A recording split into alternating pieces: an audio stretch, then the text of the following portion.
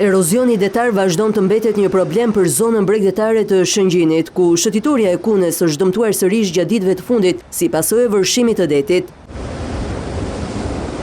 Fenomeni përsëritet pothuajse çdo vit duke vënë në rrezik qëndrueshmërinë e investimeve të kryera në këtë zonë. Shëtitoria e re e ndërtuar disa vite më parë mbi një bazament të rëre nuk ka mundur të rezistojë baticave të forta detare, çka ka sjellë shembje dhe dëmtime të vazhdueshme të strukturës. Sipas ekspertëve, zgjidhja e aplikuar që në fillim nuk ka qenë mjaftueshme për të frenuar avancimin e detit. Duhen projekte inxhinierik, bëhet studimi i fizibilitetit me pa sa është mundshme të mbrohet, duhen marrë masat e tjera si krijimi i dunave artificiale që bëhet me anë të mbushjes me sedimente ranore dhe mbjellja me ato bimë që i përshtaten. Nga viti 2017 deri në vitin 2023 deti ka përparuar ndjeshëm duke zaptuar mbi 6 hektar vijë bregdetare në këtë zonë. Nga Shëngjini deri në Grykderdhet e Drinit, bregu është jetërsuar në mjedis detar në një sipërfaqe prej 6 hektarësh. Ekspertët kërkojnë një ndërhyrje afatgjatë për të frenuar këtë fenomen në bregdetin e Shëngjinit.